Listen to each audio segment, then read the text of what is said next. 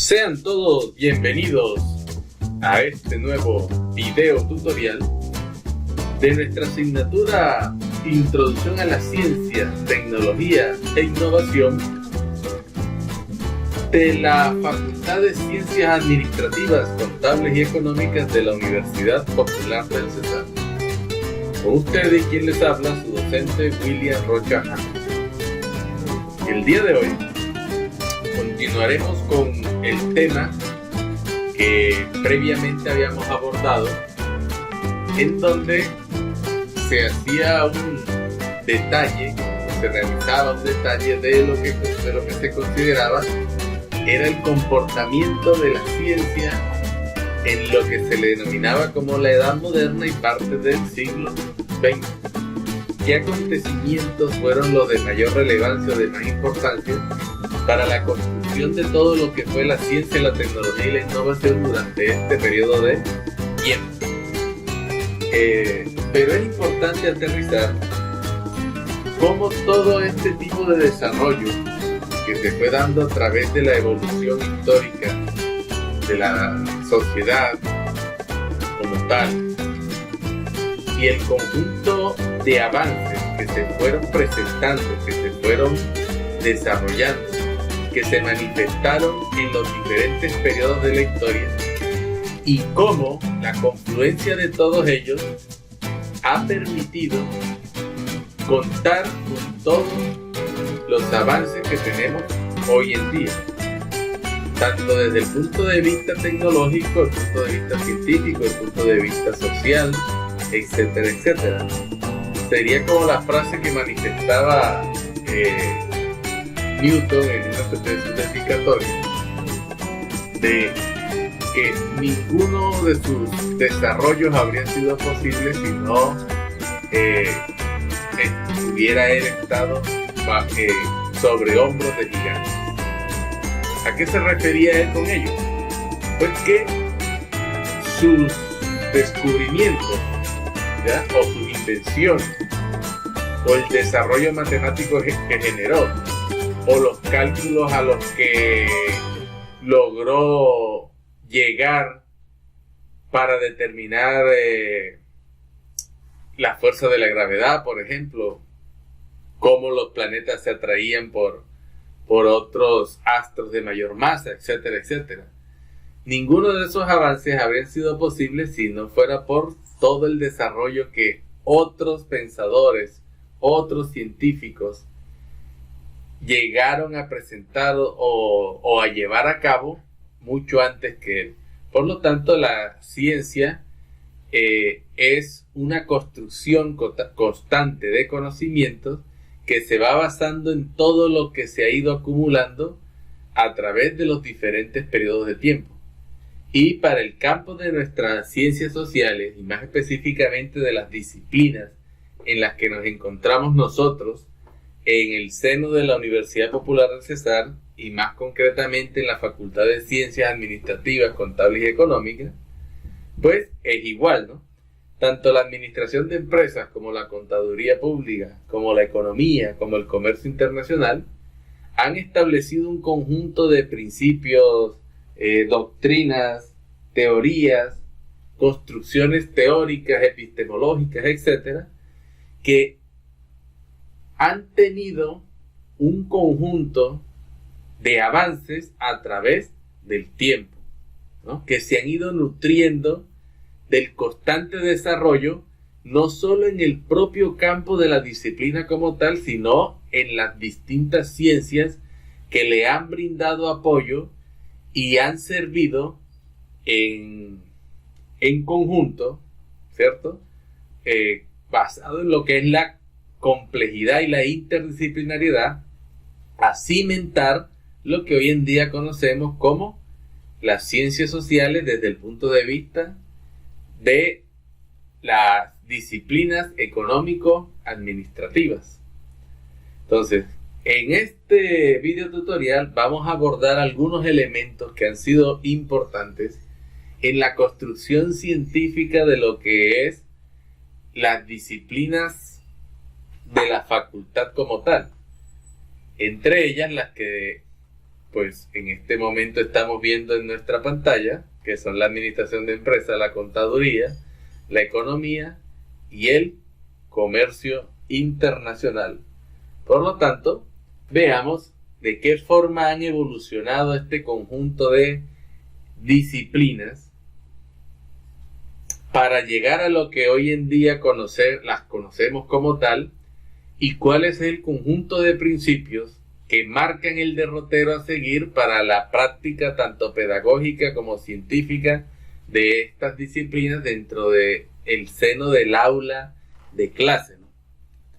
Por lo tanto, comencemos este apasionante tránsito por el descubrimiento de la evolución de las disciplinas de nuestra facultad.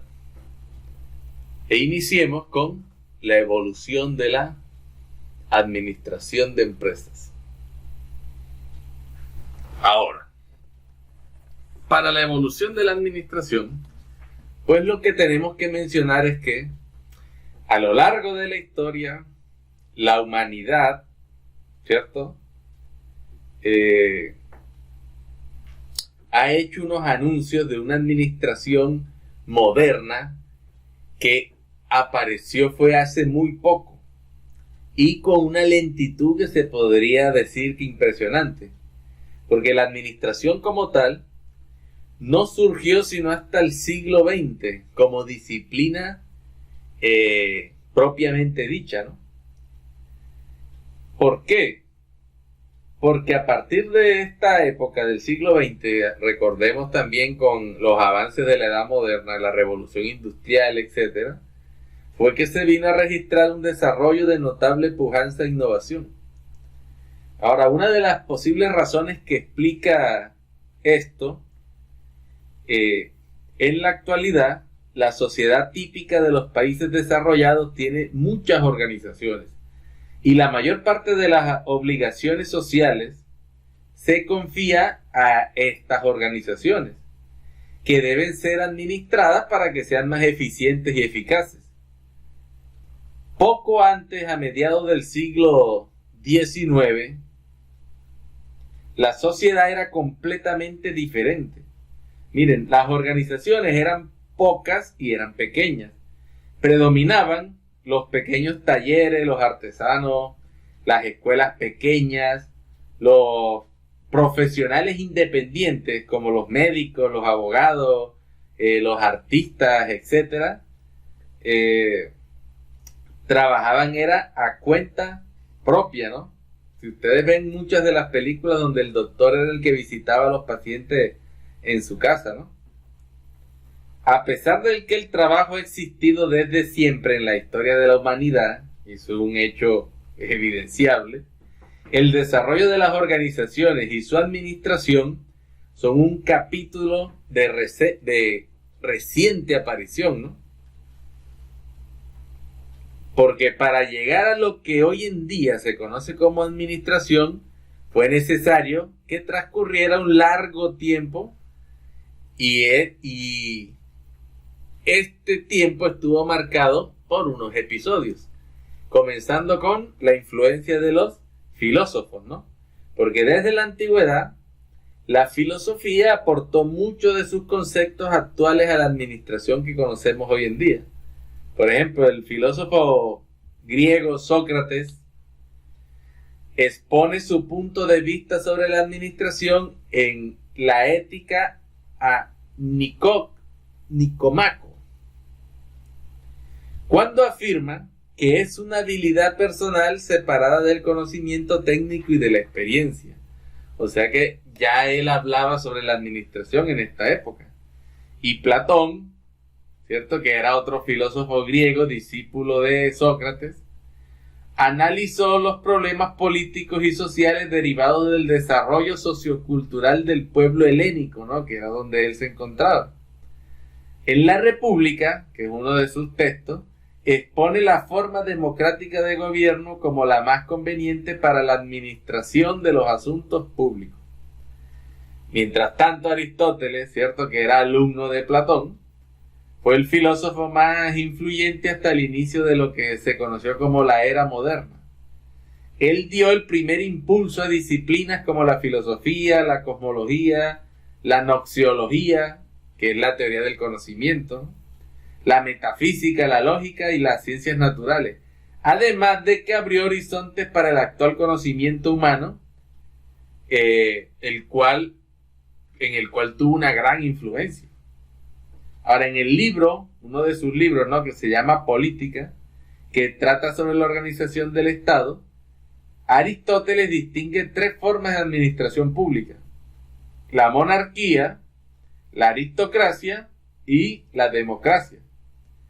Y en los siglos que siguieron, desde la antigüedad hasta el inicio de la era moderna, la filosofía se centró en una serie de preocupaciones que gradualmente se fueron distanciando de los problemas administrativos. Por ejemplo, Thomas Hobbes, que es uno de los autores que ya hemos mencionado en anteriores videotutoriales, quien era un filósofo inglés, también era político, defendía el gobierno absoluto en función de su visión pesimista de la humanidad. En ausencia de un gobierno, los individuos tienden a vivir en guerra permanente y en una lucha interminable por obtener medios de subsistencia. En uno de los libros que él escribió, que se llama Leviatán, señala que el pueblo renuncia a sus derechos naturales a favor de un gobierno que, investido con el poder conferido a él, impone el orden, organiza la vida social y garantiza la paz. Sin embargo, el gobierno representa un pacto social que al crecer alcanza las dimensiones de un dinosaurio que amenaza la libertad de los ciudadanos. También Rousseau, que también lo mencionamos en los videotutoriales de la Ilustración, desarrolló una teoría denominada del contrato social. Karl Marx y Friedrich Engels también proponen una teoría del origen económico del Estado, ¿no? Entonces, es fácil ver la influencia que tuvieron muchos filósofos en lo que fue el desarrollo de varios de los principios que le dan soporte a lo que fue la administración como disciplina. Pero no fueron solo los filósofos, ¿no? También hubo una gran influencia de la organización de la Iglesia Católica. Porque con la caída del Imperio Romano en el 476, ¿cierto?, después de la Era Común, recordamos que hablamos de ese tema, la Iglesia Católica se convirtió en la organización más grande de su época. Y al transcurrir los siglos, las normas administrativas y los principios de la organización pública fueron transferidos de las instituciones estatales a las de la Iglesia romana y a la organización militar. Esa transferencia ocurrió lentamente porque la unidad de propósitos y objetivos no siempre estaban presentes en la acción política que se desarrollaba en los estados, movida por objetivos contradictorios de cada partido dirigente o clase social. Pero además de la Iglesia hubo una fuerte influencia de la organización militar, ¿no? ¿Por qué? Porque influyó enormemente en el surgimiento de las teorías de la administración. El general y filósofo chino Sun Tzu, no sé si lo han escuchado, escribió un libro que se llama El arte de la guerra. Y en este libro, él habla de la preparación de los planes, de la guerra efectiva, de la espada desenvainada, de las maniobras, de la variación de tácticas, del ejército en marcha, del terreno, de los puntos fuertes y débiles del enemigo y de la organización del ejército. De las enseñanzas de Sun Tzu han surgido diversas versiones ya contemporáneas escritas por diferentes autores y consultores, ¿no?, que lo han tomado como un referente para libros relacionados a lo que se llama la estrategia en las organizaciones. Pero en la antigüedad y en la Edad Media, la organización militar de los ejércitos ya utilizaba la llamada estructura lineal, que era el principio de la unidad de mando, ¿no? Se encuentra en el núcleo de las organizaciones militares, este tipo de principio de unidad. La escala jerárquica, o sea, los niveles jerárquicos de mando con autoridad y responsabilidad específico, es una característica que es típica de la organización militar que hoy han adoptado muchas otras instituciones. Con el correr del tiempo, cuando el volumen de operaciones militares aumentó, fue necesario delegar autoridad en niveles más bajos de la organización militar, ¿no? Miren que en la época de Napoleón Bonaparte, cada general se encargaba de la totalidad del campo de batalla. Debido a que estallaron guerras de mayor alcance en el ámbito continental, el mando de las operaciones exigió otros principios de organización, entre ellos los de planeación y organización y control también, que fueran centralizados, al mismo tiempo que las operaciones de campo que se desarrollaban eran descentralizadas. Así fue como se pasó del mando centralizado y a la descentralización de la ejecución de las operaciones militares, que también son principios que vemos hoy en día mucho en las organizaciones. Y otro aporte que hizo la organización militar es al principio de la dirección, según el cual todo soldado debe saber perfectamente lo que se espera de él y lo que debe hacer. Incluso Napoleón Bonaparte, el general más autócrata de la historia militar, jamás dio una orden sin explicar su objetivo y sin asegurarse de que se había comprendido correctamente, pues estaba convencido de que la obediencia ciega nunca es el origen a una ejecución inteligente. Pero no fue solamente el ejército, la organización militar y la iglesia quien tuvo una gran influencia sobre el desarrollo evolutivo del pensamiento administrativo. También lo fueron las ciencias. Por ejemplo, Francis Bacon, que también lo mencionamos durante nuestros videotutoriales sobre la ilustración,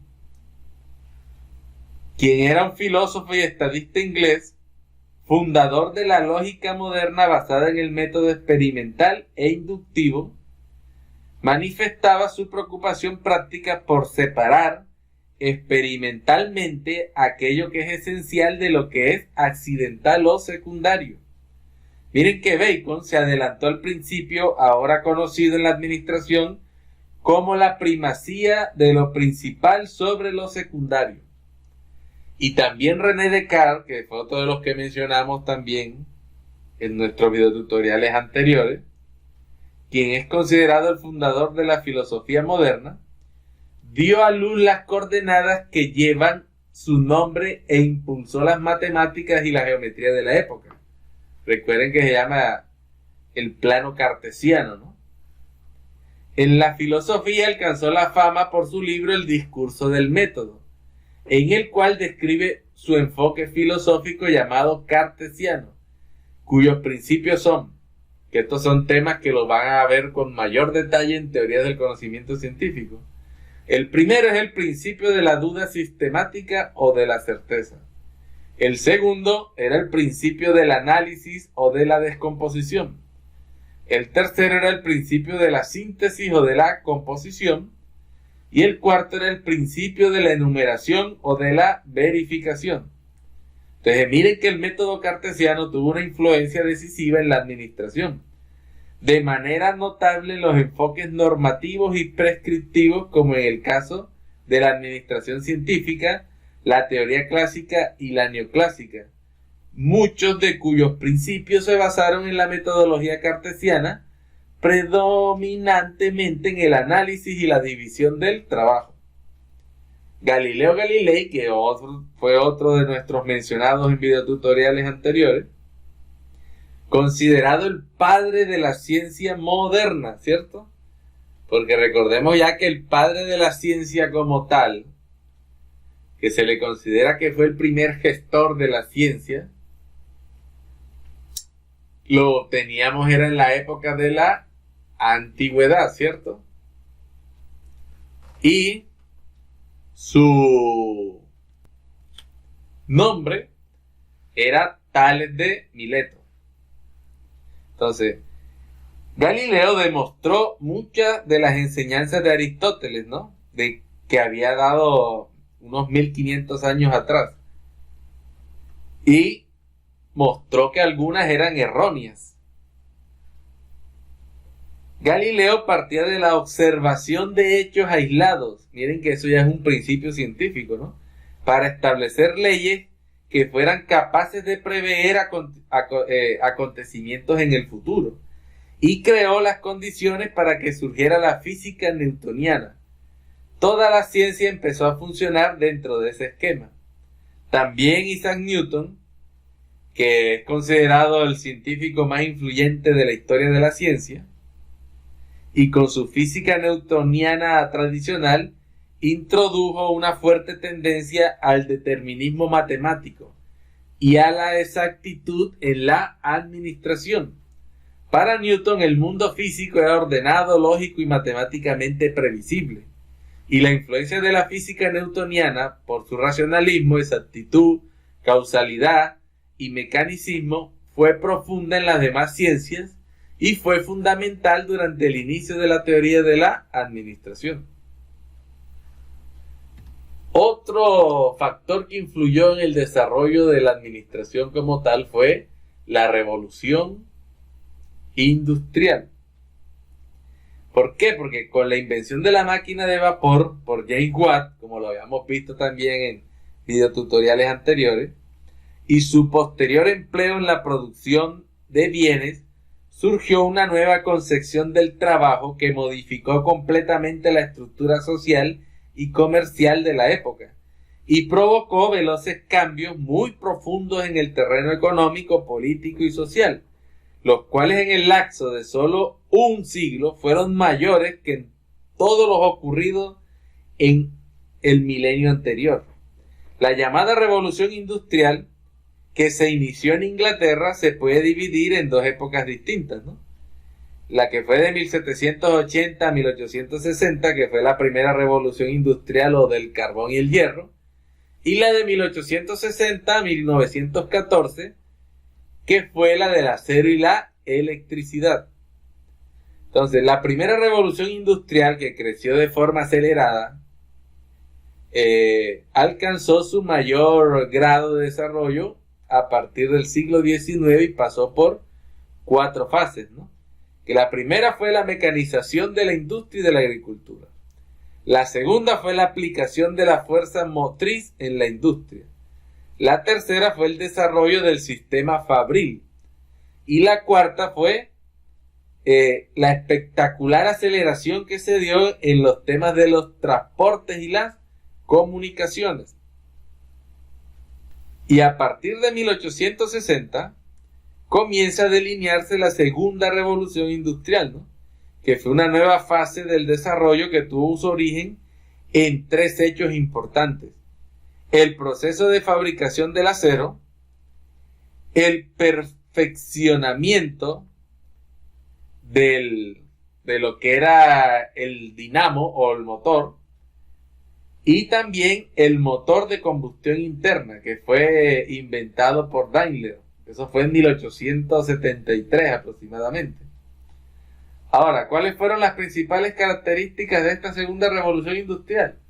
Pues la sustitución del hierro por el acero como material industrial, la sustitución del vapor por la electricidad y el petróleo como fuentes de energía, el desarrollo de máquinas automáticas y la especialización del obrero, el creciente dominio de la ciencia sobre la industria, las transformaciones radicales en los transportes y las comunicaciones, el desarrollo de nuevas formas de organización capitalista, la expansión de la industrialización desde Europa hasta el lejano Oriente. Entonces, estos fueron hechos que generaron un fuerte impacto en lo que fue el desarrollo de la administración como tal también. Pero tenemos otro que fue el de la influencia de los economistas liberales. Porque a partir del siglo XVII surgieron varias teorías económicas centradas en explicar los fenómenos empresariales, que es lo que ustedes verán en esa asignatura que se llama microeconomía. Estas estaban basadas en datos empíricos, es decir, en la experiencia cotidiana y en las tradiciones del comercio de la época. Al final del siglo XVIII, los economistas clásicos liberales consiguieron que sus teorías fueran aceptadas. Esa reacción a favor del liberalismo culminó con el estallido de la Revolución Francesa. Las ideas liberales provienen del derecho natural. El orden natural es el más perfecto, decían ellos. Entonces, los bienes naturales, sociales y económicos son eternos. Los derechos económicos humanos son inalienables y existe una armonía previamente establecida en el seno de la colectividad. Para el liberalismo, la vida económica debe estar separada de la influencia del Estado, pues el trabajo se ciñe a principios económicos y la mano de obra está sujeta a las mismas leyes de la economía que rigen el mercado de las materias primas o del comercio internacional. Sin embargo, los obreros están a merced de los patrones, que son los dueños de los medios de producción. Miren que la libre competencia es el postulado principal del liberalismo económico, y las ideas básicas de los economistas liberales clásicos constituyen el punto de partida del pensamiento administrativo de nuestros días. Miren, Adam Smith, que me imagino lo han escuchado, es el fundador, ¿no?, de lo que se le conoce como la economía clásica, cuya idea central es la competencia. Aun cuando los individuos, ¿cierto?, solo actúen en provecho propio, los mercados donde florece la competencia funcionan de forma espontánea para garantizar, por medio de el mecanismo que Adam Smith, recuerden que llamaba la mano invisible que gobierna el mercado. Entonces decía él que con esta mano invisible se garantizaba la asignación eficiente de los recursos y de la producción sin exceso de lucro. Por lo tanto, la función económica del gobierno es intervenir en la economía cuando el mercado no existe o cuando deja de funcionar de forma satisfactoria. En otras palabras, cuando no haya libre competencia. Entonces, hubo una gran influencia de estos economistas liberales en lo que fue la evolución de la administración como tal, pero también la influencia de aquellos pioneros y emprendedores, ¿no? Porque en el siglo XIX se dio un monumental desfile de innovaciones y cambios en lo que fue el escenario empresarial.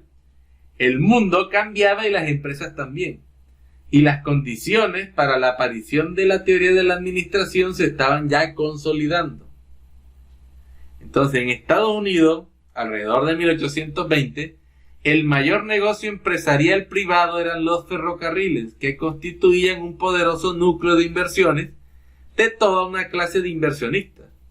Y las inversiones en acciones y el ramo de los seguros adquirieron popularidad a partir de la construcción de las vías férreas que permitieron colonizar los territorios y provocaron el fenómeno de urbanización que creó necesidades de vivienda, alimentación, vestido, alumbrado, lo cual se tradujo en un rápido crecimiento de empresas dirigidas al consumo directo. Entonces, en esta época, pues la mayor potencia económica era Inglaterra. Y en 1865 Rockefeller fundó la Standard Oil. En 1890 Carnegie dio luz al consorcio del acero, que superó rápidamente lo que era la producción de toda Inglaterra. Sweet y Armour forman el consorcio de conservas, y Guggenheim organizó el consorcio del cobre y Mayotte en el del aluminio, o sea, intervino. Y a continuación se dio el fenómeno de la integración vertical de las empresas. Los creadores de imperio compraban e integraban a competidores, proveedores y distribuidores para garantizar sus intereses. De la mano con las empresas y las instalaciones se sumaban también los antiguos dueños y sus respectivos empleados. Entonces surgieron los primeros imperios industriales. Gran cantidad de empresas que aprovecharon tales oportunidades cayeron en la realidad de que no podían ser dirigidas por los pequeños grupos familiares. Después aparecieron los gerentes profesionales, los primeros organizadores que se preocupaban más por la fábrica que por las ventas o las compras. Las empresas elaboraban sus productos con base en la compra de materias primas y los vendían por medio de agentes comisionados, representantes o intermediarios. En ese entonces, los empresarios pensaban que era mejor ampliar su producción que organizar una red de distribución y venta. En la década de 1880 ya aparece Westinghouse y la General Electric, que dominaban en el ramo de bienes duraderos. Crearon organizaciones especializadas en ventas con personal capacitado, con lo cual dieron inicio a lo que hoy llamamos el marketing. Entonces las dos empresas implantaron una organización de tipo funcional, que después adoptó la mayoría de las firmas estadounidenses, conformadas de la siguiente forma, ¿no? Un departamento de producción cuyo objetivo era vigilar la manufactura en fábricas, un departamento de ventas para administrar un sistema nacional de oficinas distritales con vendedores, un departamento técnico de ingeniería para diseñar y desarrollar productos, y un departamento de finanzas. Y alrededor del 1889, tanto el capital de Westinghouse como el de la General Electric ya superaban los 40 millones de dólares. Sin embargo, en su afán de dominar los nuevos mercados, las empresas ya contaban con más instalaciones y personal del necesario. Entonces era preciso reducir los costos de las distintas unidades por medio de la creación de una estructura que fuera funcional, que coordinara la producción, la ingeniería, las ventas y las finanzas para protegerse de los riesgos de las fluctuaciones del mercado. Las utilidades entonces dependerían de la organización y de la racionalización de la estructura funcional. Así que de esta manera, la influencia de los pioneros y emprendedores fue fundamental para crear las condiciones básicas de las cuales surgiría la teoría de la administración. Y ahora veamos entonces un conjunto de hechos que fueron importantes o determinantes en el transcurso de toda la evolución de la historia para que la disciplina administrativa se fuera gestando como tal, ¿no? Y el primero es, miren, en el año 4000 antes de la era común, ya los egipcios plantean la necesidad de organizar y de controlar. Miren que ya en las épocas de la antigüedad, el ser humano desarrollaba algunos de los principios básicos de la administración. En Egipto, en el año 2600 antes de la era común, se promueve la descentralización de la organización, otro de los principios pilares de la administración como tal. También en Egipto, en el año 2000, antes de la era común, se planteaba la necesidad de emitir órdenes escritas y se empieza a usar la consultoría. En el año 1800, antes de nuestra era común, aparece el código Hammurabi. Recuerden que esto era en Babilonia, donde se promueve el uso del control estricto y testimonial y se establece el salario mínimo. En el año de 1491, antes de la era común, aparecen fundamentos del concepto de organización y el principio escalar en pueblos hebreos. O sea, establecer jerarquías, ¿no? Nabucodonosor, también esto era en lo que se llama la luna fértil de la Mesopotamia, ¿no? Establece el control de la producción e incentivos salariales. Esto fue en el año 600 antes de la era común. Luego, en el año 500, antes de nuestra era, Mencio establece la necesidad de sistemas y estándares. Posteriormente, en el año 400, antes de nuestra era, Sócrates enuncia la universalidad de la administración y plantea algunos elementos relacionados a la distribución física y manejo de materiales. Miren que esto no es otra cosa que lo que llamamos hoy en día logística.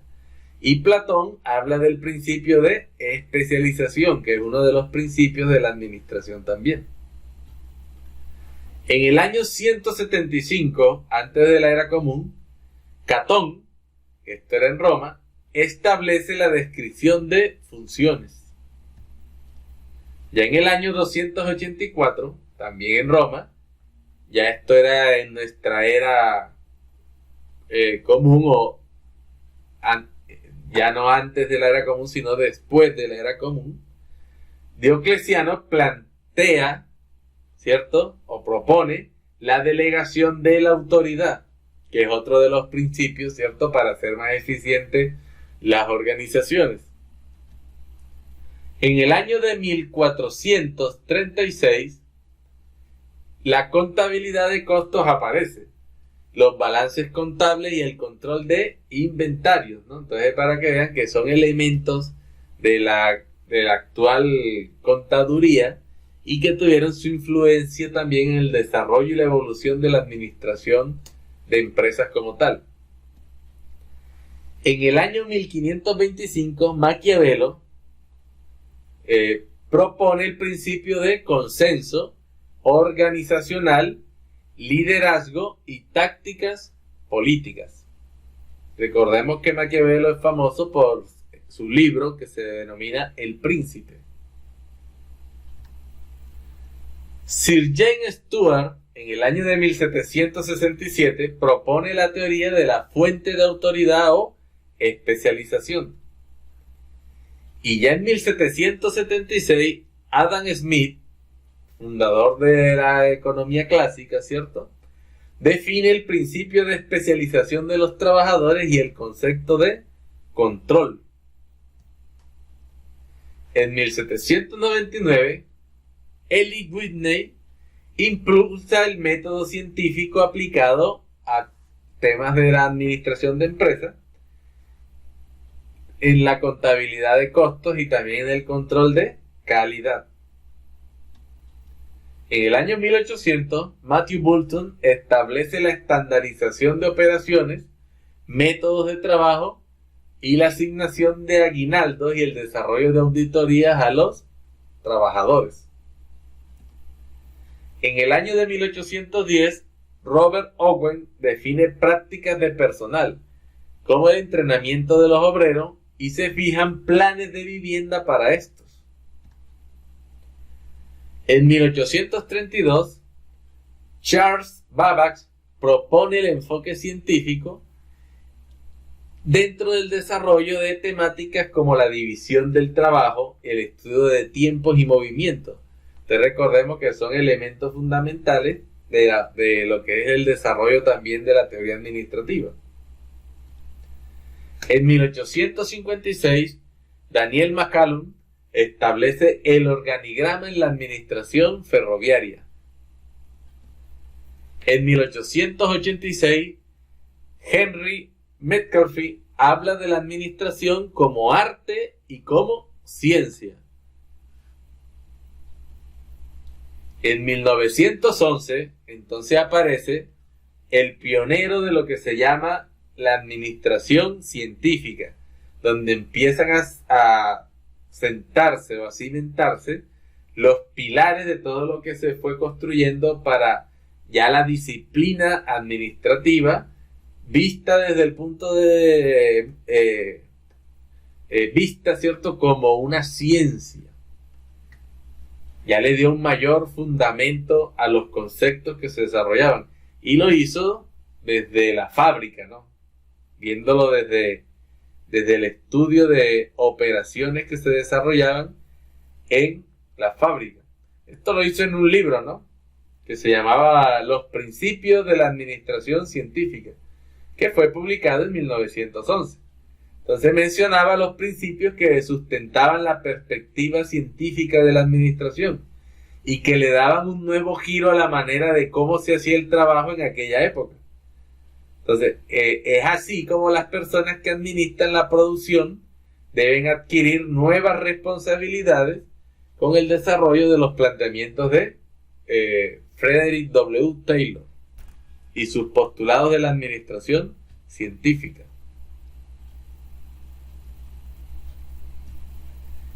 Y en 1912 aparece la escuela estructuralista, ¿no?, orientada por Max Weber.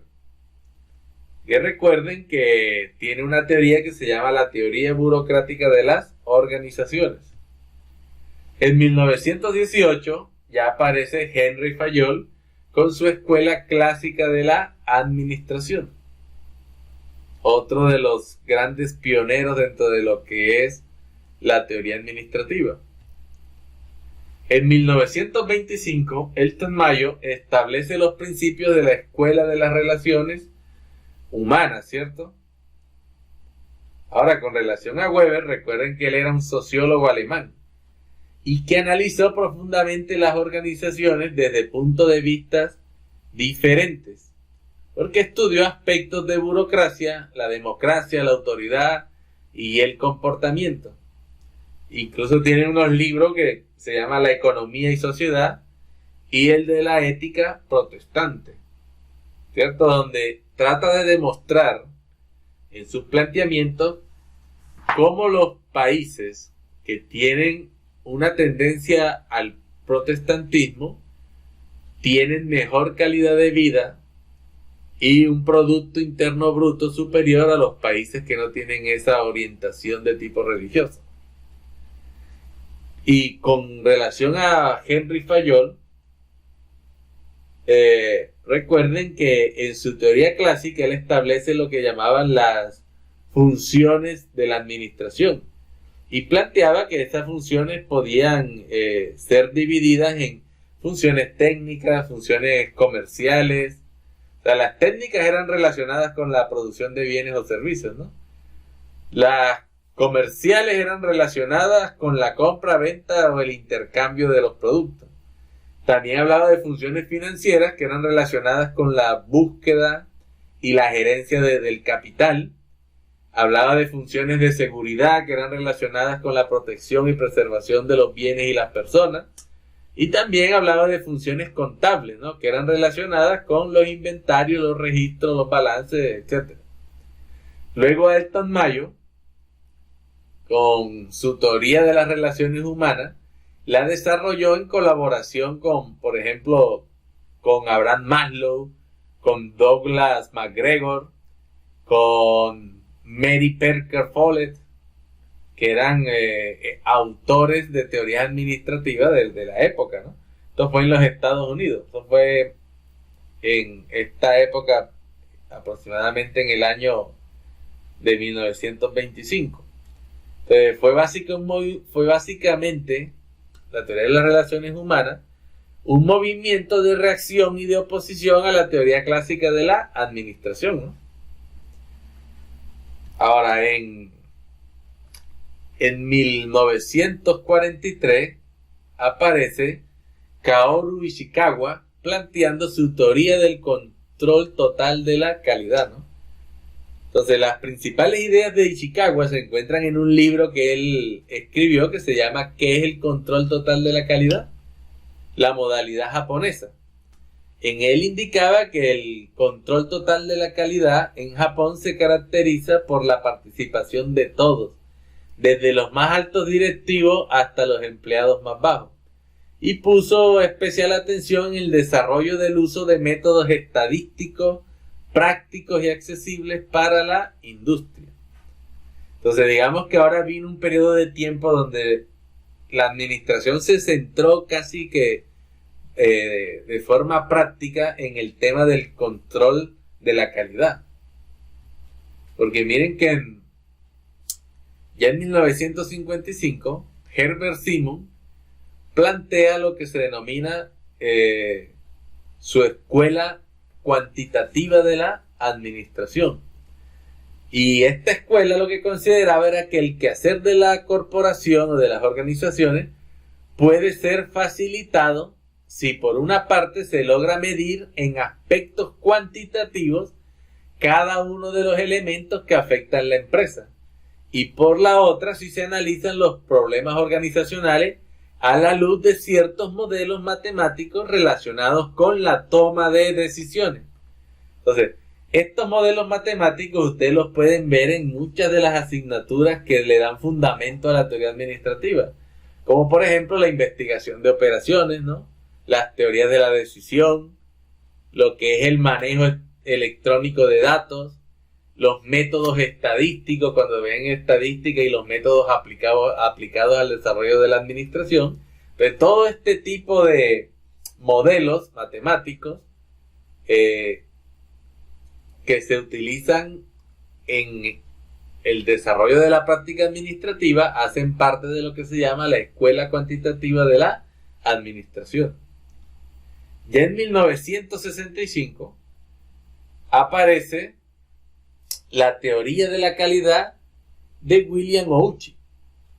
Ouchi se dio a conocer por sus estudios sobre las diferencias entre los japoneses y las compañías americanas y los estilos de dirección. Pero en su principal libro resumió sus observaciones, ¿no? Entonces, fue otro de los aportes importantes a lo que fue la teoría de la calidad. Sin embargo, no fue el único, ¿no? Porque miren que en 1979 surge también la teoría de la calidad de Philip Crosby. Y esta, mejor dicho, que la respuesta de Crosby a la crisis de la calidad fue el principio de hacerlo correctamente la primera vez. Y también incluyó sus 4 principios básicos. La definición de la calidad está de acuerdo a las necesidades. Un manejo estándar equivale a 0 errores. La medida de la calidad es el precio de la inconformidad, de los cuales se desprenden 14 principios comprometidos con la definición de las políticas de las empresas. Pero también en el 79 surge la teoría de la calidad de Jack Horowitz. Y él hablaba del control estratégico debe centrarse también en la consecución de los objetivos futuros en lugar de la evaluación de los resultados anteriores. Entonces, el propósito del control a nivel estratégico no es responder a la pregunta ¿hemos tomado las decisiones estratégicas correctas en algún momento en el pasado? Sino a la pregunta de ¿qué tan bien lo están haciendo ahora y lo bien que lo haremos en el futuro inmediato? Estos eran los planteamientos de Horowitz. Ahora, en 1986 surge también la teoría de la calidad de William Deming. Y los puntos de esta teoría se presentaron por primera vez en un libro que él escribió que se llamaba Salir de la crisis.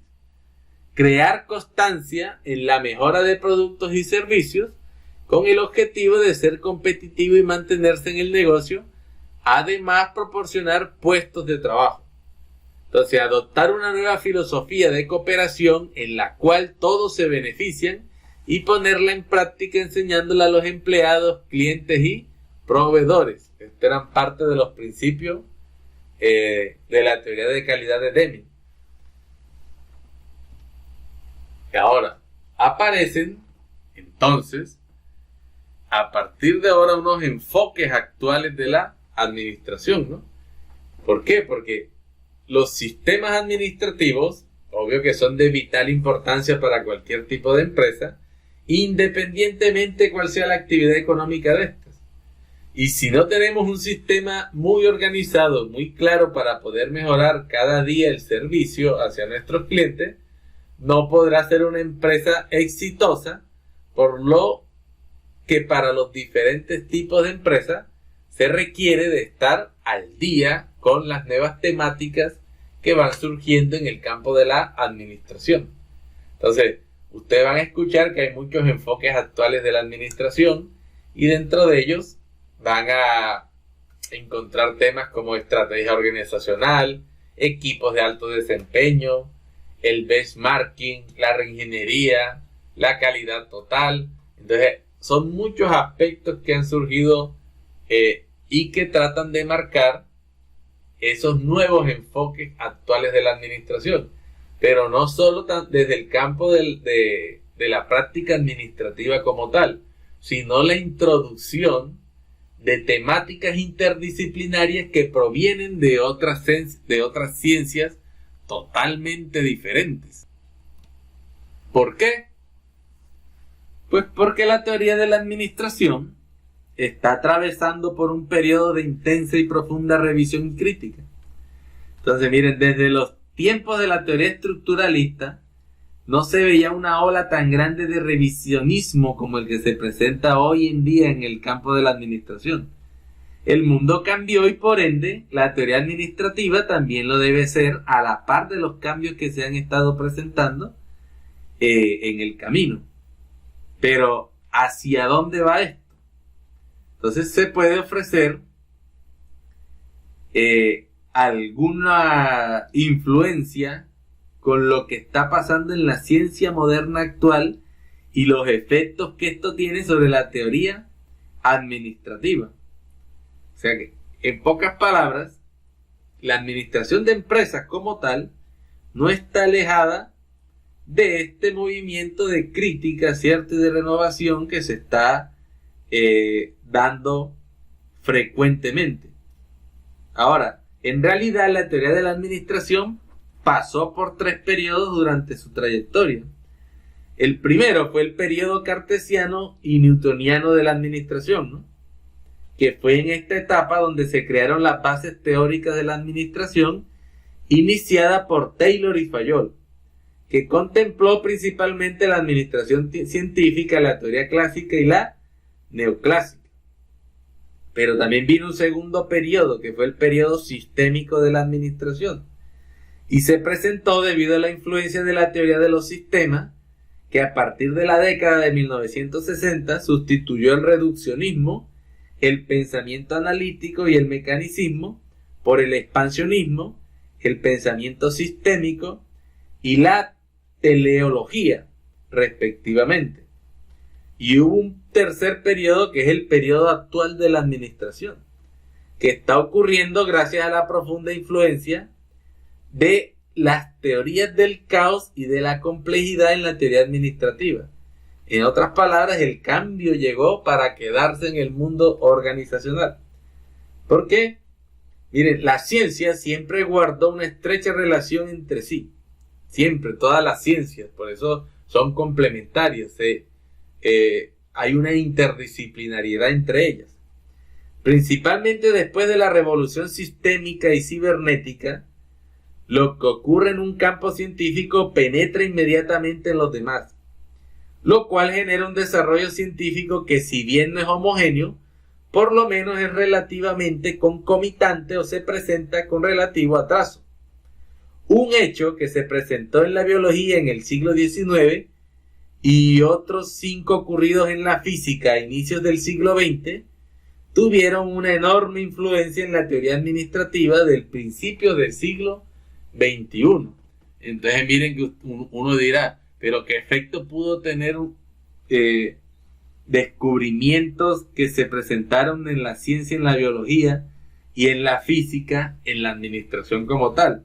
Pues para que vean que muchas teorías de hoy en día están basadas precisamente en estos planteamientos. Por ejemplo, el darwinismo organizacional, y ya vemos que esto viene de la biología, ¿no?, de la teoría evolucionista de Darwin.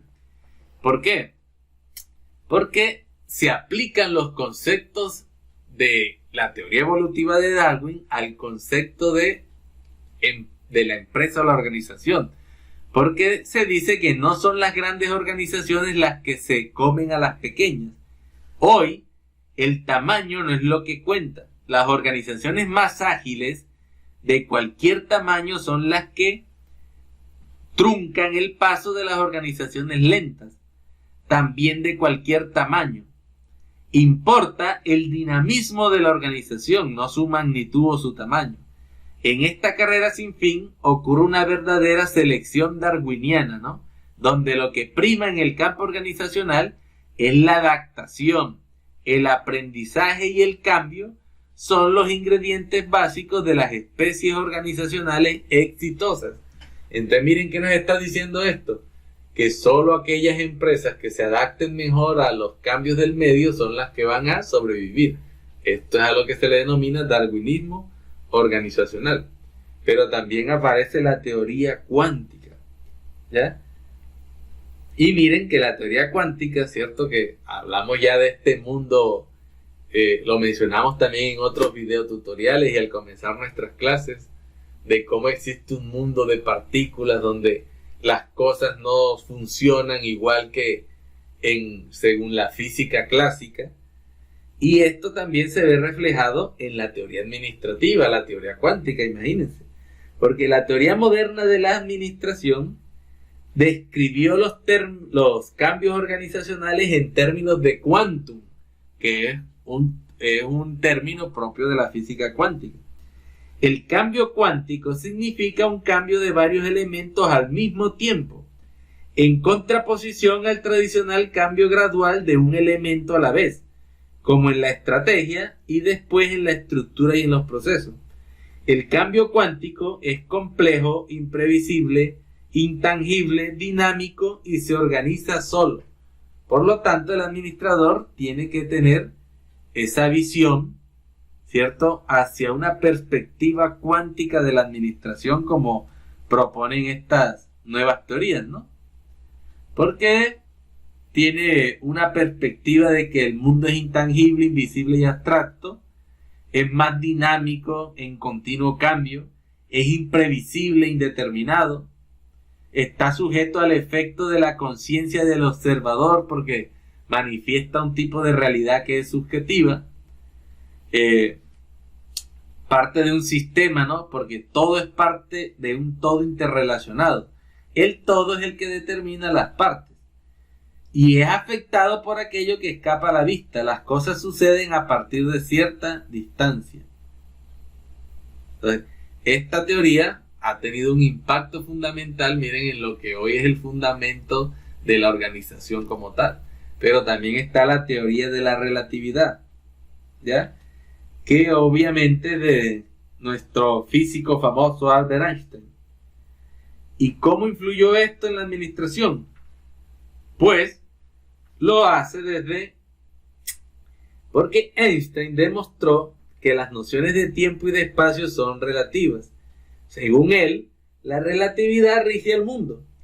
Y en los sistemas físicos más complejos como el universo, el clima o el océano, existen patrones o regularidades detrás del comportamiento aleatorio. Según él, la física clásica no es válida en el espacio intergaláctico ni en el mundo subatómico. Y teniendo en cuenta que todo es relativo, pues lo mismo aplica para el campo de la administración de empresas, ¿no? Pero también hay otras aplicaciones de la física, como el principio de incertidumbre.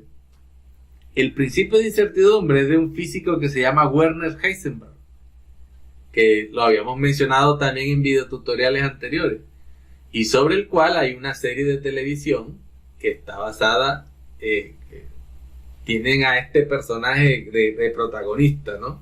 Porque es el alias de uno de los actores que trabaja en la serie.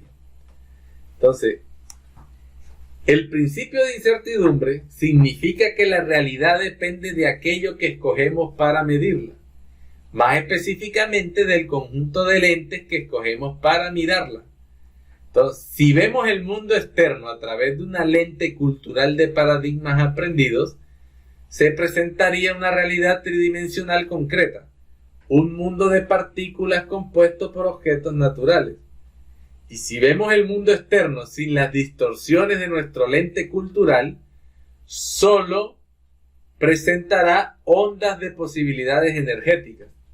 Vivimos en un universo subjetivo, del cual somos coautores en razón de lo que elegimos percibir. Lo que quiere decir es que fuimos condicionados por la visión newtoniana del mundo a creer en una realidad externa objetiva. Esa creencia ofrece ventajas, como abdicar de responsabilidades. Vivimos en un mundo fijo y objetivo y somos víctimas de circunstancias externas que están más allá de nuestro control.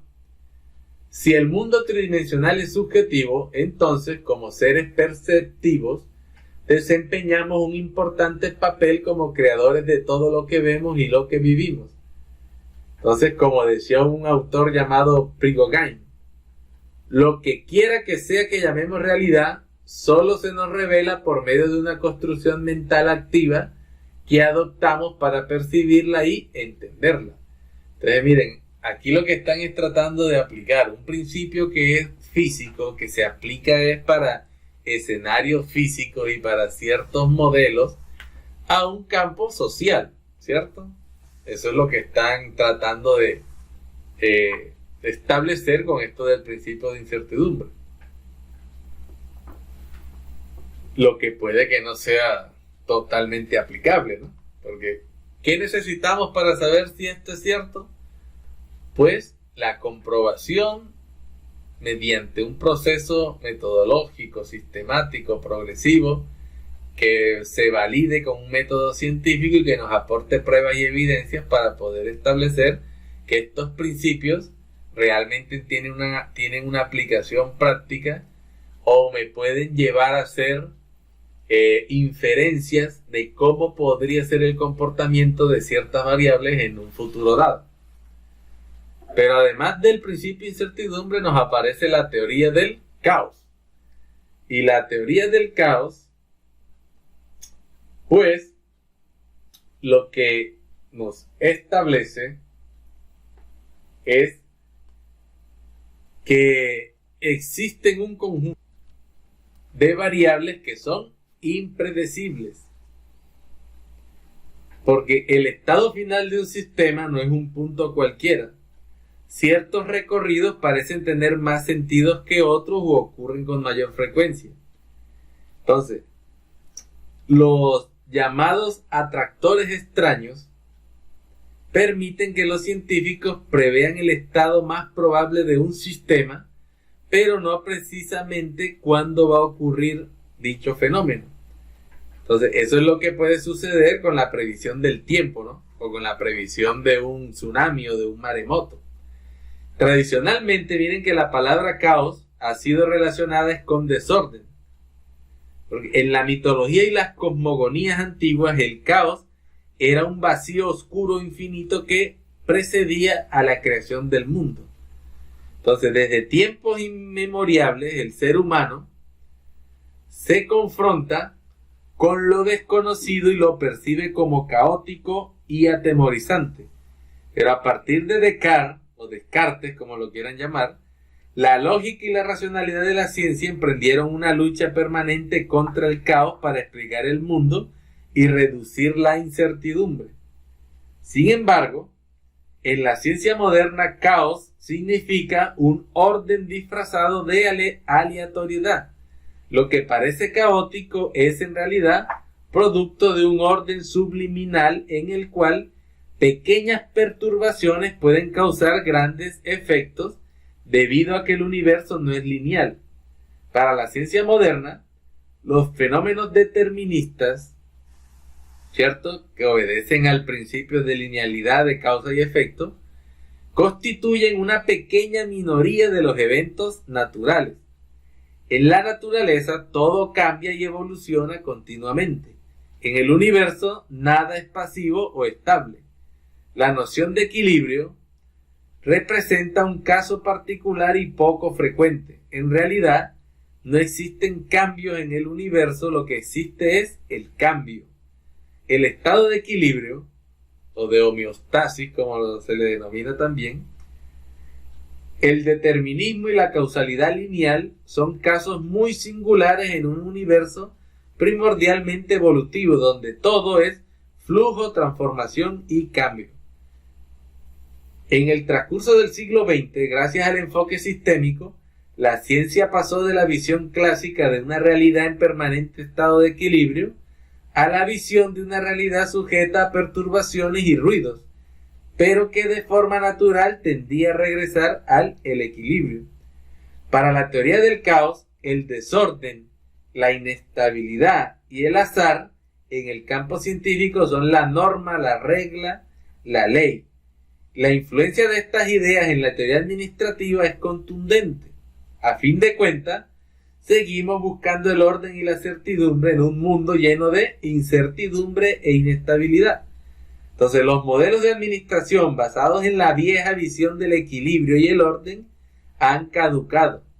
Además, cuando se hace un esfuerzo por integrar la administración a otras ciencias, los resultados se dirigen por un camino enteramente diferente. La ciencia moderna ha demostrado que el sistema vivo es, para sí mismo, el centro del universo y que su propósito es producir su identidad. El sistema procura interactuar con el entorno, siempre sujeto a una lógica propia y singular. También está la teoría de la complejidad. Y la teoría de la complejidad, ¿ya? Lo que nos dice es que, no obstante, hay una paradoja que es que al mismo tiempo que se habla de indeterminación, complejidad y subjetividad, la administración recibe una preciosa ayuda de los sistemas inteligentes basados en computadoras. Miren que los fabricantes de soluciones han desarrollado herramientas de apoyo para la toma de decisiones.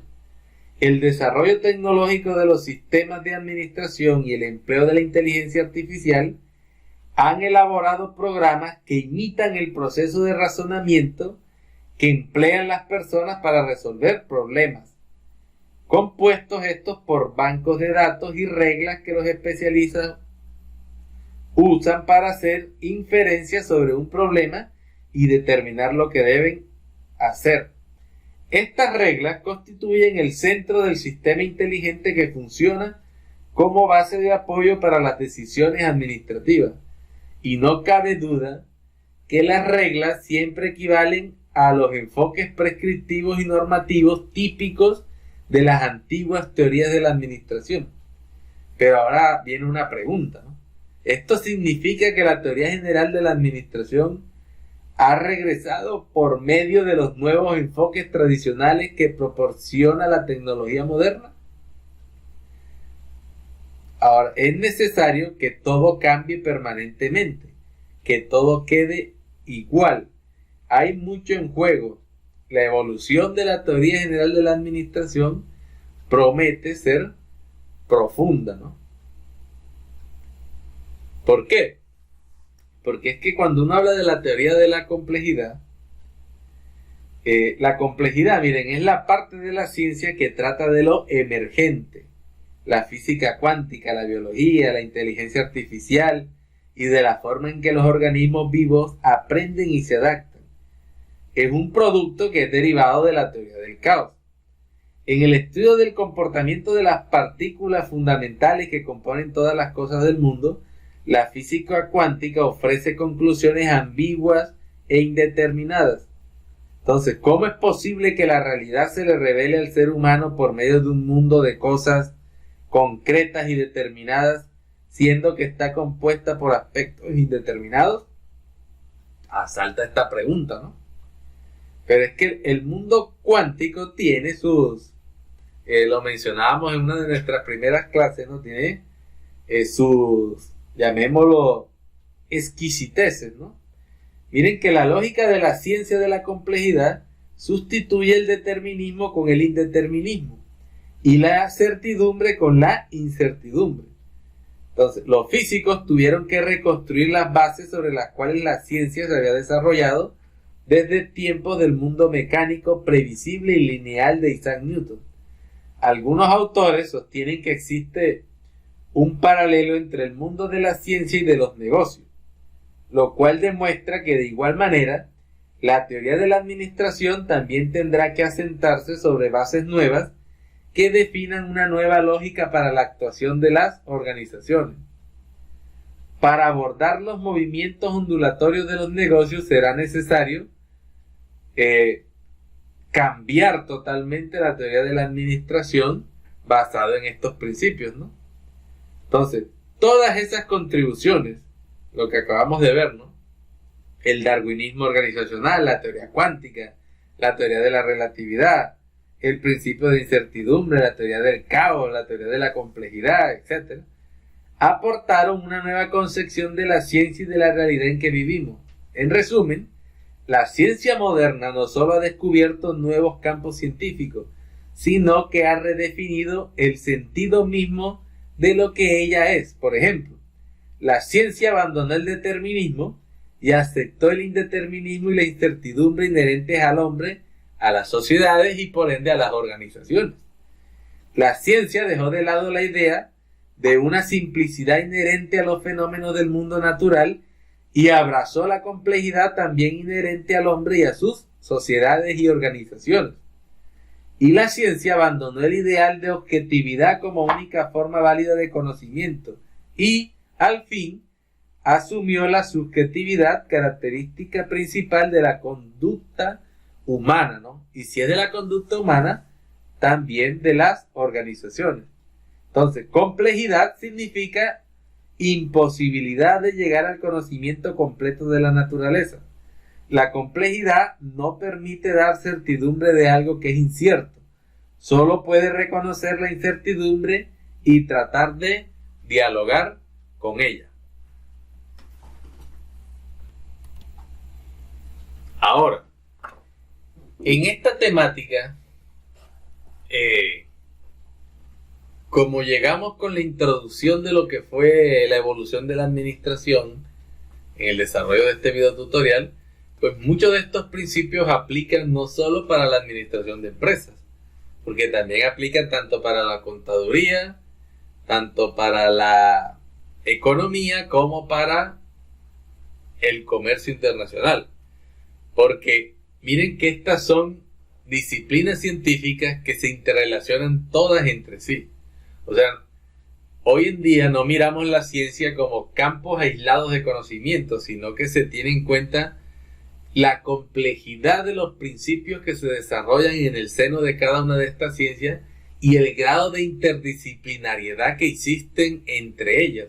Entonces no podríamos hablar de la administración como una disciplina desarraigada de la contaduría porque conocemos la íntima relación que tienen entre sí, y tampoco podríamos hablar de estas dos sin mencionar el tema de la economía, ¿no? Porque también está íntimamente relacionado. O sea que son enfoques que manejan aquello que se llama como interdisciplinariedad de conceptos. Y también el comercio internacional, ¿no? Porque ¿cómo no incluir al comercio cuando hace parte de prácticamente el desarrollo tanto desde la parte económica como desde la parte administrativa y también de la parte contable? Entonces, muchos de estos principios que acabamos de mencionar, muchos de estos elementos también aplican para la contaduría, la economía y el comercio internacional. Porque esto del darwinismo organizacional aplica también para elementos en la contabilidad. Miren que la contaduría y la contabilidad, ¿dónde se lleva a cabo? ¿Dónde es que se ejecuta? En organizaciones, ¿cierto? Y estas organizaciones son ¿qué? Administradas, ¿cierto? Por principios administrativos. Estas organizaciones son sistemas, ¿verdad? Sí, son sistemas. Y al ser sistemas tratan de interrelacionarse con su entorno. Y en esa interrelación con el entorno, pues también aplican variables del comercio internacional, ¿no? Una organización que se dedique a la venta de productos, pues va a buscar mercados para colocar esos productos. Y ahí es donde viene también el comercio internacional con sus aportes. Y todo esto funciona con un mecanismo donde hay variables que son estudiadas de cómo se comportan estas organizaciones desde el punto de vista económico, ¿cierto?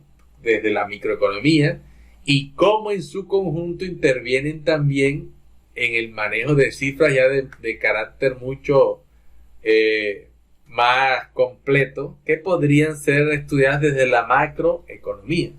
Entonces, ya sabemos que esto de darwinismo organizacional aplica principios de incertidumbre, teorías del caos, complejidad, etc. Miremos ahora la evolución de la contaduría. Y para ello, podemos decirnos que actualmente vivimos en una sociedad que está basada en información y conocimiento. Necesitamos, accesamos y utilizamos información de muy variada índole en prácticamente todos los órdenes de la vida cotidiana. Dentro de este vasto universo de la información y del conocimiento, hay un mundo de información de tipo financiero que trata de reflejar la realidad de las organizaciones económicas. Miren que en lo que hemos mencionado se nota la interrelación e interdisciplinariedad de estas disciplinas que hemos estado mencionando, ¿no? Ahora bien, para comprender la importancia de la información financiera, es necesario conocer y entender su sentido y utilidad. Por ello, es importante que una persona sepa a qué se refiere cuando estamos hablando de finanzas, a qué se refiere alguien cuando está diciendo para qué lo voy a utilizar, cómo lo voy a usar, qué beneficio genera, quién la requiere, qué beneficio genera esto para la sociedad. Entonces, todas esas premisas o preguntas constituyen la parte medular de lo que se llama la cultura contable, ¿no? La cual es necesaria para poder entender el empleo y el uso de cualquier tipo de información financiera dentro de unas organizaciones. Y igual que otras disciplinas, como la que acabamos de mostrar, que fue la administración, también la contaduría, y más específicamente la contabilidad, ¿no?, que es la columna vertebral de lo que es la contaduría como tal, pues ha tenido también una evolución constante, ¿cierto?, de elementos que han surgido en distintas épocas de la humanidad y que poco a poco han ido configurando lo que hoy conocemos como la técnica contable o la contaduría. Ahora, si miramos, en la antigüedad se gestaron algunos elementos que tiempo después fueron capitalizados por la contabilidad. Entre dichos elementos se encuentran lo que se llaman las tablillas de barro, la escritura cuneiforme,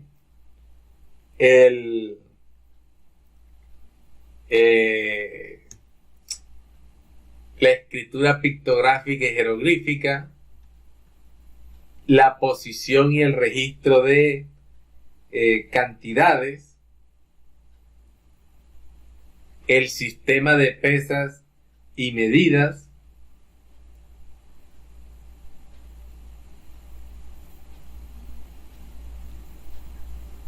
el papiro y la moneda, ¿no? O sea, miren cómo en la antigüedad un conjunto de situaciones, porque esto fue en la época antigua, que se fueron desarrollando, que se fueron presentando, le dieron base al desarrollo de lo que hoy se llama la contabilidad. ¿Por qué? Porque cuando las civilizaciones se fueron haciendo cada vez más complejas, pues fueron pasando de una vida, ¿cierto?, de cazadores furtivos a ser estacionarios en un lugar, y al ser estacionarios, que obviamente fue por muchos factores históricos, por ejemplo, el aprender a sembrar nuestra comida, que fue el inicio de la agricultura, o el aprender también a domesticar ciertos animales, Estos factores o elementos permitieron que los humanos de la antigüedad se fueran estableciendo de forma sedentaria en algunos lugares y que fuera desarrollando lo que se llamaron posteriormente las civilizaciones. Pero estas civilizaciones, conforme se iban volviendo más complejas, se requería de una administración de todos aquellos bienes que se iban generando con el trabajo que se desarrollaba con la mano de obra de todas las personas que vivían en estos poblados o civilizaciones.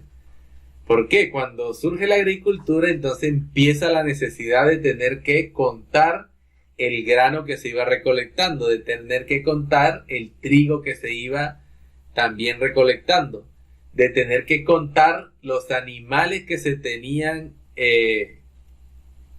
a disposición de la comunidad, ¿no? Cuáles eran susceptibles de obtener leche, cuántas cantidades de leche se sacaba, si fabricaban o elaboraban queso ya en esta época, cuánto queso se producía, y la distribución de todos estos productos en toda una base de la civilización como tal. Entonces, esto generó la necesidad de que al tener que contabilizar las cosas, se tuviera que crear la escritura. Porque miren que la escritura no surgió originalmente como para contarnos las historias o las ideas de lo que iba pasando día a día. Generalmente la escritura como tal, no hablemos del arte rupestre, ¿no? Porque el arte rupestre es otra manifestación diferente, pero la pintura como tal surge por la necesidad de tener que llevar la contabilización de todo lo que se iba generando en el seno de estas civilizaciones. Por lo tanto, si ustedes ven, los primeros tipos de escritura surgieron fue en tablillas cuneiformes y eran para contabilizar cantidades. O sea que básicamente lo primero que surgió fue la forma de llevar el control de lo que se producía en una sociedad. Miren que en esta actividad se está vinculando dos situaciones. Se está vinculando tanto elementos administrativos como elementos contables, porque se requería hacer una administración eficiente del grano, hacer una administración eficiente de los pobladores de la comunidad. Y ahí fue donde surgió la figura de los sacerdotes en aquella época. Entonces miren que empiezan a aplicarse principios administrativos de jerarquización, de autoridad, etcétera, y empieza a desarrollarse el control de las mercancías y de la producción de estos pueblos en particular, y por ello el surgimiento de la escritura como tal. Entonces el surgimiento de la escritura pictográfica y jeroglífica, de la escritura cuneiforme, de las tablillas de barro o tels, como las llamaban en la antigua Mesopotamia, y que es donde ustedes van a encontrar los primeros registros escritos de la humanidad. Entonces, incluso el escrito más antiguo que se ha encontrado, donde se relata una historia, está escrito en una tablilla cuneiforme y relata la historia de Gilgamesh. No sé si ustedes lo han escuchado, ¿no?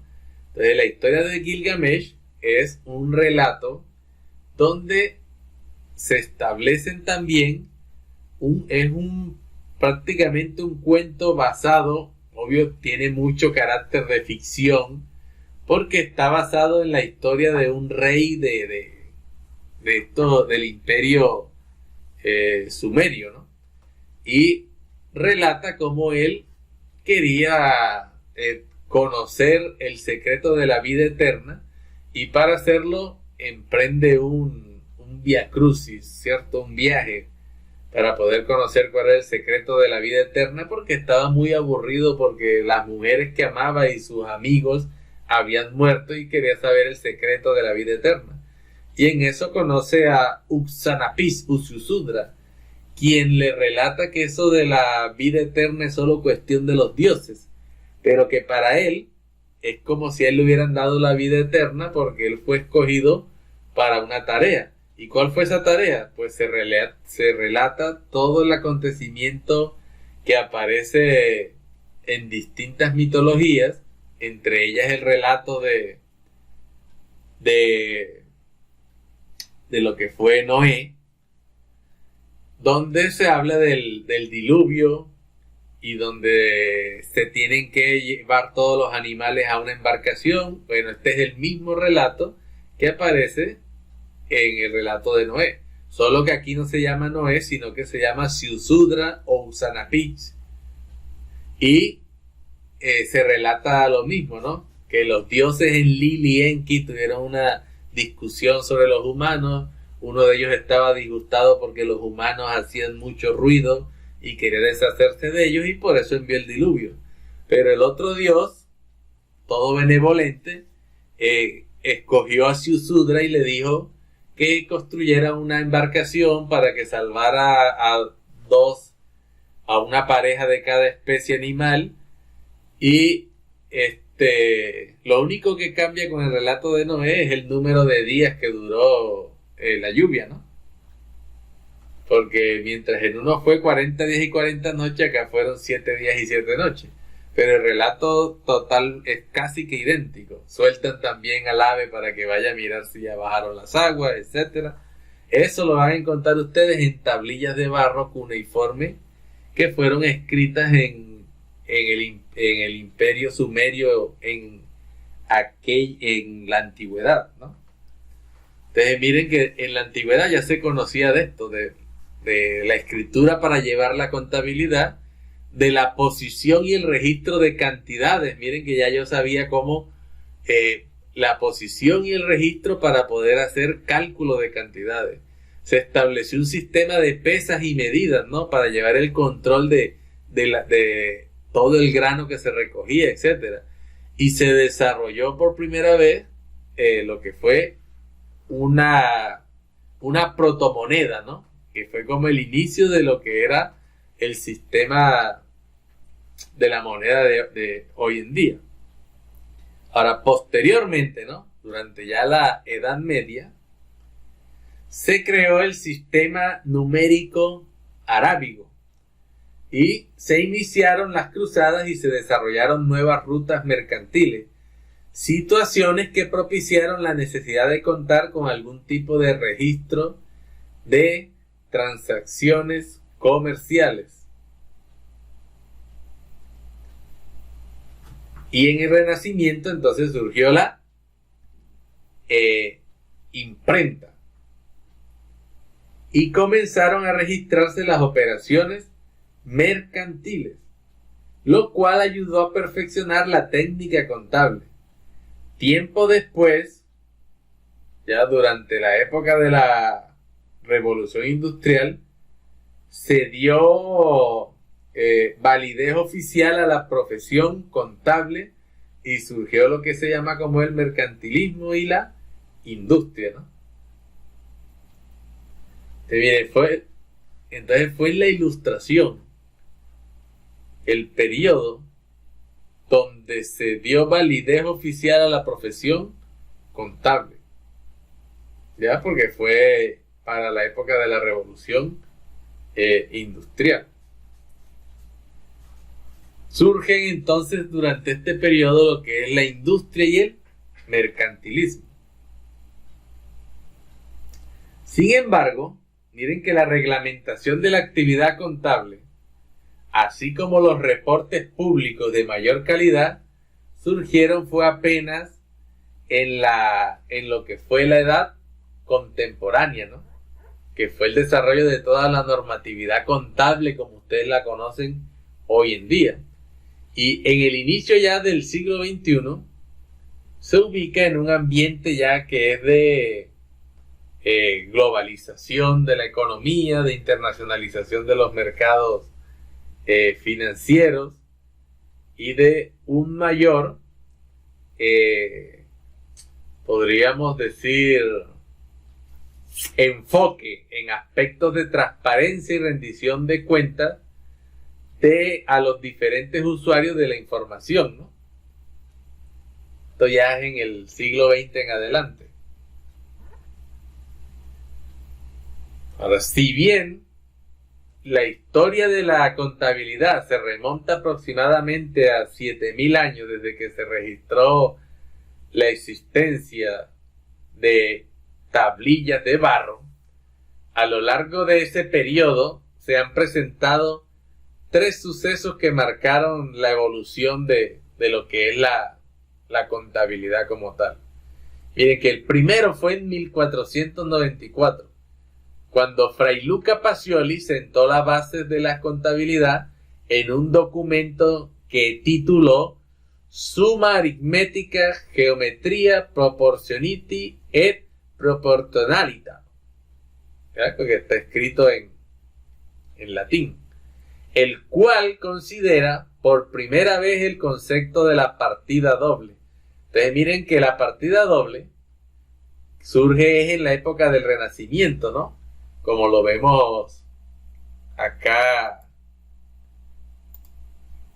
registrado en nuestra línea de tiempo, ¿no? Miren que en el Renacimiento aparece el registro dual de operaciones.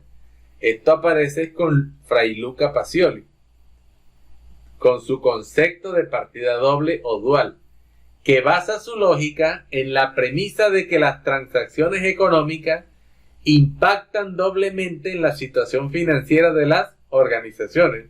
Por un lado, al registrar el incremento de bienes o derechos o la disminución de obligaciones, y por otro, al registrar la fuente de recursos para realizar lo anterior. Este documento recopila información relacionada con los métodos de registro y cuantificación que realizaban los comerciantes en la época del Renacimiento, ¿no? Ahora, o sea, por ello es que a Luca Pacioli se le reconoce como el padre de la contabilidad, ¿no? Bueno, al menos en su estado más simplificado, ¿no? Segundo, ¿no? El segundo hecho que marcó la evolución de la contabilidad fue que en Estados Unidos, durante la década de 1930, se generó una de las peores catástrofes financieras, a la que se le conoce como la Gran Depresión. Y a causa de esta, cientos de empresas estadounidenses quebraron. Por tanto, fue necesario reformar las leyes e instituciones de supervisión financiera, así como las normas bajo las cuales se elabora la información financiera para proteger a los inversionistas y evitar futuros episodios de inestabilidad. Fue entonces cuando la contabilidad retomó un gran impulso, a fin de garantizar transparencia y rendición de cuentas en la administración de los negocios y las operaciones financieras. Que esto lo vemos acá también, ¿no? Miren que aquí se menciona la normatividad contable y los reportes financieros de mayor calidad.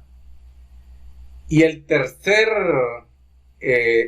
evento, ¿no?, que marcó la historia de la contabilidad como tal, fue que en el año 2002 será recordado por los cuantiosos fraudes financieros y escándalos de las grandes compañías estadounidenses ocasionados por distorsionar cifras clave de su información financiera. Casos como el corporativo energético Enron, la empresa de telecomunicaciones WorldCom y otras más han dejado una huella en la historia de la contabilidad. La lección aprendida por la comunidad financiera fue asegurarse de que la información financiera reforzara su calidad y que los organismos de supervisión financiera tomaran medidas que garantizaran la correcta administración de las sociedades mercantiles públicas, es decir, con accionistas participantes en el mercado de valores, y que se diera o que fuera clara la transparencia y la confiabilidad de la información que se estaba brindando. Es por esta razón que se hace un cambio radical en la forma de administrar las sociedades mercantiles públicas, enfatizando las responsabilidades de sus directivos y especificando nuevas exigencias de información. A dicho movimiento se le conoce como gobierno corporativo. ¿Ya? Por ejemplo, en el caso de Estados Unidos, los nuevos conceptos de gobierno corporativo se incluyeron en una ley denominada en honor a los legisladores que promovieron su aprobación, que eran Sarbanes y Osley. Entonces, estos tres acontecimientos, ¿no? Digamos que fueron relevantes o importantes en el desarrollo de la historia de la contabilidad. Con esto terminamos nuestro video tutorial del día de hoy. No sin antes mencionarles que para nuestro próximo video tutorial abordaremos el tema de la evolución de la economía y la evolución del comercio internacional. No siendo más, fue un agrado encontrarnos nuevamente en este escenario virtual y nos vemos en nuestro próximo video tutorial. ¡Hasta pronto!